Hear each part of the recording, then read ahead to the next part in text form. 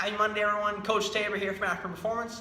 First ever episode of Mobility Monday. I hope everyone finds this beneficial. We're going to look at different exercises or stretches that you can do to try to make yourself a little bit more flexible, that'll help aid your lifts as we go along. And as we go out, we'll look at different ways you can do things like pre-stretching, post-stretching, because there is different ways you can do it, different ways that are more effective or not effective as you go along. So today what we're going to look at is hip rotation. Okay, the main issue when we have things going on with our knees or low back or anything like that, a lot of times it's our shoulders and hips that are the problem. So because there's so much range of motion with them, but they also have to be very stable. When we talk about in different form Fridays as far as that goes, we have to make sure that we're treating them well and make sure that the stretching isn't missed pre and post workout in their different manners, because as we know, we try to get in, get our workouts in, get home, get to work, whatever.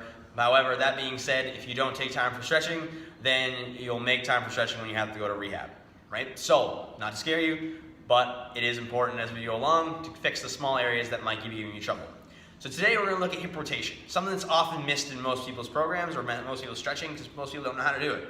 So, main thing, 90-90 hip rotators was my first one and one of my favorites. You're going to get yourself set up, I guess it's technically 3 90s.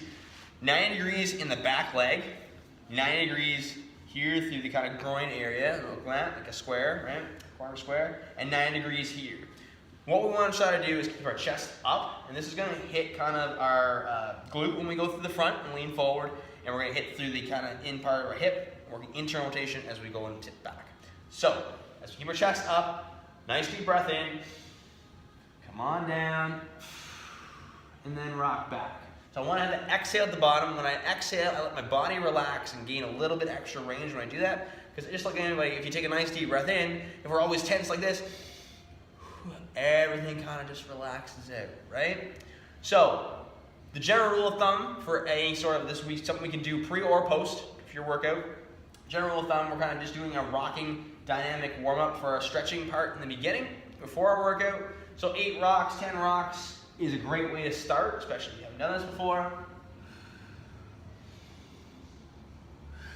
Going forward, and then you can rock back to try to get the internal rotation of the hips. So you're going to feel it more through here, whereas the first one I felt more through my glute. Laying back.